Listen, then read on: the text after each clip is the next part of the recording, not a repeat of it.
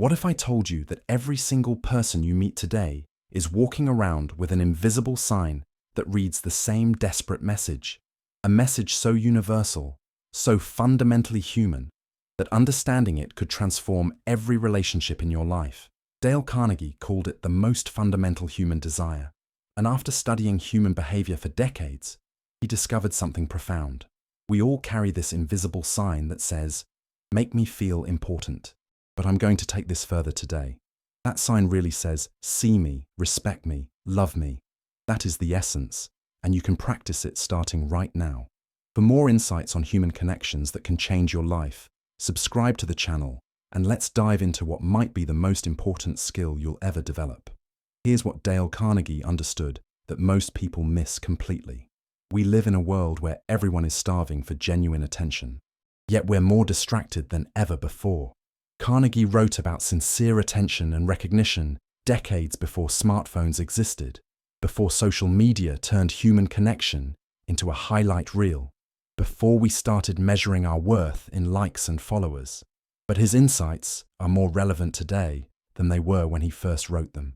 Think about your last meaningful conversation, not the surface-level exchange about the weather or work deadlines, but a real conversation where you felt truly heard and understood. How did that feel? More importantly, how rare was it? Carnegie observed that most people spend their entire lives feeling invisible, unimportant, and misunderstood. They're surrounded by people who are physically present but emotionally absent, who listen to respond rather than to understand, who offer quick fixes instead of genuine empathy. This isn't just about being nice or polite. This is about recognizing that behind every person you encounter is a human being with hopes, fears, dreams, and struggles. They're fighting battles you know nothing about, celebrating victories you've never heard of, and desperately hoping that someone, somewhere, will truly see them for who they are. Carnegie understood that when you meet this fundamental need, when you make someone feel genuinely important and valued, you don't just improve their day, you create a bond that can last a lifetime. But here's where most people get it wrong. They think this means being fake, overly agreeable, or sacrificing their own needs to please others. That's not what Carnegie taught, and it's not what genuine human connection looks like. Real connection happens when you show up authentically, while simultaneously making space for others to do the same. It's about creating an environment where people feel safe to be vulnerable, respected for their thoughts and feelings, and valued for who they truly are. Now let me share with you the 4 fundamental elements that create this kind of deep human bonding. I call them the 4 pillars of genuine connection, and mastering these will transform how people experience you and how you experience them. The first pillar is full presence. This means more than just putting your phone away, though that's certainly part of it. Full presence means bringing your complete attention to the person in front of you. It means noticing not just their words, but their tone, their body language, the emotions behind what they're saying. When someone is speaking to you, they can sense whether you're truly there or if part of your mind is somewhere else. They can feel the difference between someone who's listening to respond and someone who's listening to understand. Full presence requires you to slow down in a world that rewards speed, to be still in a culture that celebrates constant motion, to focus in an environment designed to fragment your attention. But when you give someone your complete presence, something magical happens. They feel valued in a way that's become incredibly rare in our modern world. The second pillar is respect. This goes far deeper than basic politeness or social courtesy. Respect means honoring someone's perspective even when you disagree with it. It means recognizing that their experiences have shaped their worldview in ways that make perfect sense to them, even if those experiences are completely different from yours. Respect means treating someone's time, thoughts, and feelings as valuable, regardless of their age, status, or background. Too often, we confuse respect with agreement. You can respect someone's right to their opinion while still holding a different view. You can respect someone's feelings while not taking responsibility for managing those feelings. Respect creates psychological safety, the foundation upon which all meaningful relationships are built. The third pillar is safety. People need to feel safe to be authentic, to share their real thoughts and feelings, to admit their mistakes and vulnerabilities. Emotional safety means they trust that you won't judge them harshly, use their vulnerability against them later, or minimize their concerns. It means creating an environment where they can express themselves without fear of ridicule, rejection, or retaliation. Building safety requires consistency over time. It's not something you can establish with one conversation. People watch how you handle their small vulnerabilities before they'll trust you with their bigger ones. They notice whether you gossip about others, how you react when someone makes a mistake, whether you keep confidences, and how you respond to emotions you might not understand. The fourth pillar is warmth. This is the emotional climate you create through your tone of voice, your facial expressions, your body language, and your general energy. Warmth doesn't mean being overly familiar or inappropriately personal. It means approaching interactions with genuine care and positive regard. It's the difference between someone feeling like they're being interrogated and feeling like they're being welcomed. Warmth shows up in small gestures, like remembering someone's name, asking about something they mentioned previously, celebrating their successes, or offering comfort during difficult times. It's the quality that makes people feel valued, not just for what they can do or provide, but for who they are as human beings. These four pillars work together to create what Carnegie understood as the foundation of human connection. But knowing these principles isn't enough. You need practical tools to implement them consistently. That's where the 4R technique comes in. This is a systematic approach to making anyone feel seen, respected, and valued in any interaction.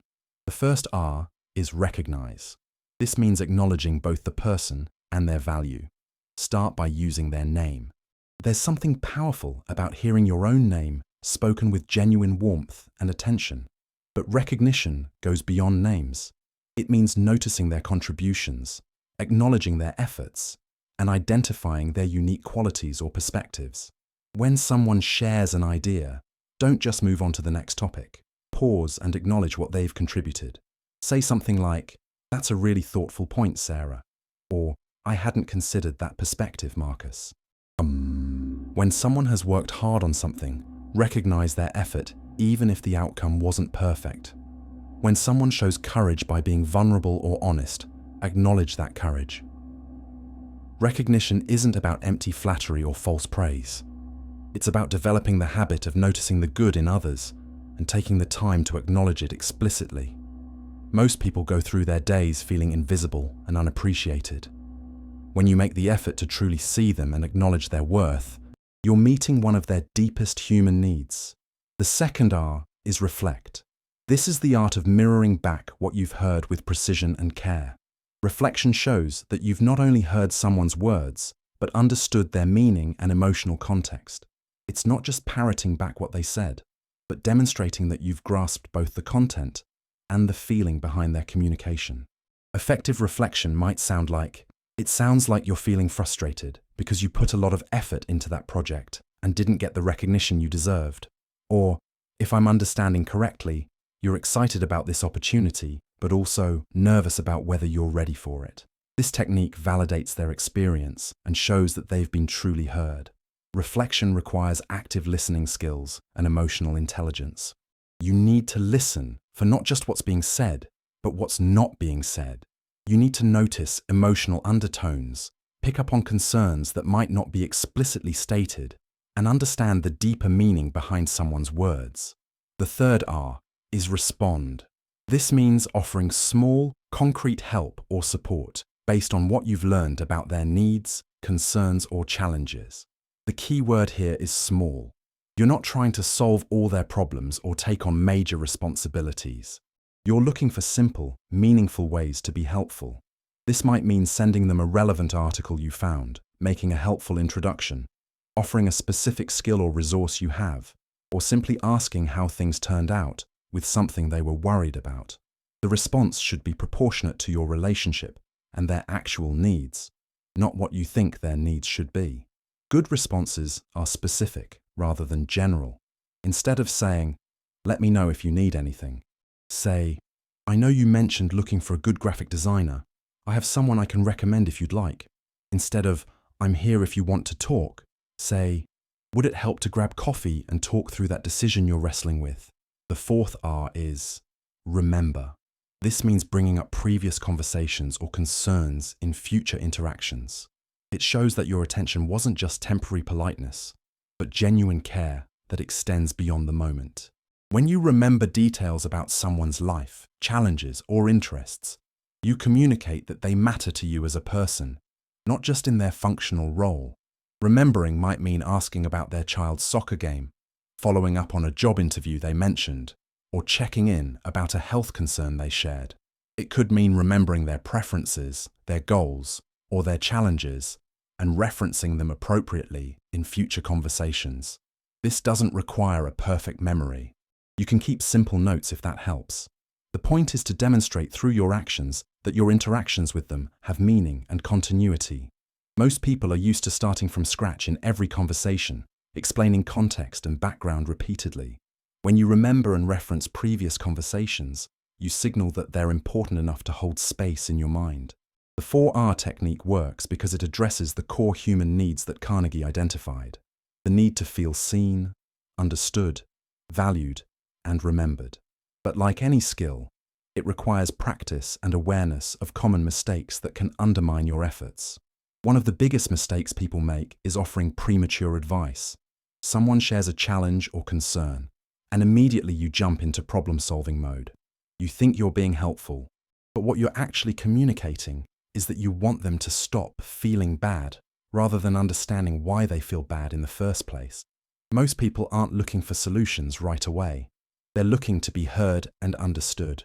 Before offering any advice, make sure you've thoroughly understood the situation and, more importantly, that the person has indicated they want your input.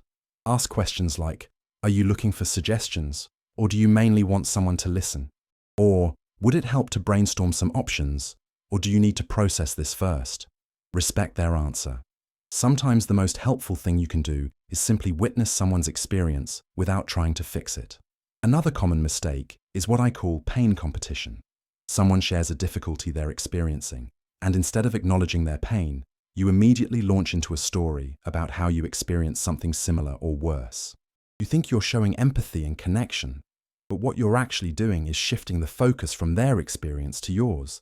It's natural to want to relate to someone's experience by sharing your own, but timing and approach matter enormously. First, acknowledge their experience fully. Let them know you've heard them and that their feelings make sense. Only then, and only if it's truly relevant and helpful, might you share a brief related experience. But keep the focus on them and their situation, not on your own story. The third major mistake is leaving your phone on the table during conversations. Even if it's face down and on silent, its mere presence sends a subtle message that something more important might interrupt at any moment. Your phone represents all the other places your attention could be, all the other people who might need you, all the other tasks waiting for your attention. People can sense whether they have your full attention or just the portion you're willing to spare. When you put your phone completely away, out of sight, you send a powerful message that this person and this moment are your priority. It's a small gesture that communicates respect and presence more clearly than words ever could. Understanding these mistakes helps, but lasting change comes from building new habits and rituals that reinforce genuine connection in your daily life.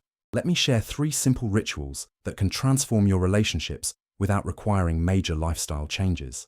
The first ritual is the screen-free meal. Choose one meal each day, whether it's breakfast with your family, lunch with a colleague, or dinner with friends, and make it completely screen-free. No phones, no tablets, no television, just people, food, and conversation. This creates a predictable space for genuine connection and models the behavior you want to see in your relationships. During these screen-free meals, practice the 4R technique. Recognize people's contributions to the conversation, reflect back what you're hearing, respond to their needs or interests, and remember details for future conversations. You'll be amazed how much more connected you feel and how much more you learn about the people in your life when you remove digital distractions. The second ritual is the 5-minute check-in. Choose one relationship in your life and commit to a brief, focused check-in each day. This could be with your spouse, your child, a parent, or a close friend. The check-in has a simple format. Ask how they're really doing. Listen to their response without judgment or immediate advice. and offer whatever support feels appropriate. 5 minutes doesn't sound like much, but when someone knows they have your undivided attention for those 5 minutes every day, it creates a foundation of trust and connection that strengthens over time. Consistency matters more than duration. A daily 5-minute check-in will build stronger relationships than an hour-long conversation once a week. The third ritual is specific gratitude. Most people express gratitude in general terms that don't have much impact. Instead of saying, "Thanks for everything," or "I appreciate you," and get specific about what someone has done and how it affected you. Instead of "Thanks for helping," say, "Thank you for staying late to help me finish that presentation. Your insights about the client's priorities made all the difference, and I felt so much more confident going into that meeting." Specific gratitude shows that you've noticed not just someone's actions, but the thought and care behind those actions. It demonstrates that their efforts have had a real impact on your life. Make it a habit to express one piece of specific gratitude each day, either in person, through a text, or even in a handwritten note. These rituals work because they create consistent opportunities to practice genuine connection. They build habits that make the 4R technique feel natural rather than forced. They establish patterns of interaction that prioritize human connection in a world that often devalues it. Carnegie's insight about the fundamental human desire to feel important remains as relevant today as it was decades ago, but the challenges we face in meeting this need have evolved. We live in an age of unprecedented connectivity, yet increasing loneliness, constant communication, yet frequent misunderstanding, abundant information, yet scarce wisdom about how to truly connect with one another. The solution isn't to retreat from modern technology or pretend we can return to a simpler time. The solution is to be more intentional about how we show up in our relationships, more skilled at creating genuine connection, and more committed to meeting the fundamental human needs that technology can't satisfy. Every person you encounter today will have multiple interactions with others. Most of those interactions will be transactional, superficial, or distracted. But if you can be the person who truly sees them, who respects their perspective, who creates safety for their authentic self, and who approaches them with genuine warmth, you'll stand out in a profound way. You'll be meeting their deepest human need in a world that consistently fails to do so. This isn't just about being nice or making others feel good, though those are worthy goals. This is about recognizing that meaningful relationships are the foundation of a meaningful life. When you invest in genuine human connection, you're not just improving someone else's day. You're building the social connections that provide resilience during difficult times, joy during good times, and meaning throughout your entire life. The 4R technique gives you a practical framework for implementing Carnegie's timeless wisdom in every interaction. Recognize the person and their value. Reflect what you've heard with precision and care. Respond with small, concrete help or support. Remember details for future conversations. These 4 simple steps can transform casual interactions into meaningful connections and strengthen existing relationships in powerful ways. Remember, this is a practice, not a performance. You don't need to be perfect at this immediately. You don't need to apply every technique in every interaction. Start small, be consistent, and notice the difference it makes in how people respond to you and how you feel about your relationships. Here's your 7-day mini challenge to put this into practice immediately. For the next 7 days, commit to making one 4R gesture each day with different people in your life. Day 1, recognize someone's contribution or quality explicitly. Day 2, reflect back what you've heard in a conversation with precision and care. Day 3, respond to someone's need with small, concrete help. Day 4, remember a detail from a previous conversation and bring it up appropriately. Then repeat the cycle for days 5, 6, and 7 with different people. By the end of the week, you'll have practiced each element of the 4R technique multiple times with different people, and you'll start to see how these simple actions create profound shifts in your relationships. The most beautiful thing about this approach is that it creates a positive feedback loop. When you make others feel seen, respected, and valued, they naturally want to spend more time with you. They become more open, more generous, more willing to invest in the relationship. Your efforts to meet their fundamental human needs inspire them to reciprocate, creating relationships that are mutually enriching rather than one-sided or transactional. But here's the truth that Carnegie understood and that many people miss. This only works when it comes from a place of genuine care and interest in others. If you try to use these techniques as manipulation tactics to get what you want from people, they'll sense the inauthenticity and the techniques will backfire. People have incredibly sensitive radar for whether your interest in them is genuine or self-serving. The good news is that most people are naturally inclined toward caring about others. The challenge isn't developing empathy or compassion. The challenge is learning to express that care effectively in a world that often discourages vulnerability and genuine connection. The 4R technique gives you a framework for expressing the care you already feel in ways that truly make a difference. As we wrap up today's exploration of this fundamental human desire, I want you to remember that every person you'll encounter in the coming days is carrying that invisible sign. Make me feel important. They're hoping someone will truly see them, respect their perspective, create safety for their authentic self, and approach them with genuine warmth. You have the power to be that person for them. You have the tools to meet their deepest human need. You have the opportunity to transform both their experience and your own through the simple act of genuine human connection. Write in the comments below what resonated most with you from today's discussion and which 4R gesture you're going to try first. I read every comment, and I'm genuinely curious about how you're going to apply these ideas in your own life. Also, suggest topics you'd like me to explore next. Your suggestions help me create content that truly serves your needs and interests. And here's something important. Share this message with someone special in your life, not because they need to be fixed or improved, but because they might appreciate learning tools that can strengthen all their relationships. Sometimes the greatest gift we can give someone is helping them become even better at connecting with the people they care about. Next week, we're going to explore what happens when you need these connection skills most desperately during conflict and disagreement. I'll show you how to maintain genuine connection even when emotions are high and perspectives seem irreconcilably different.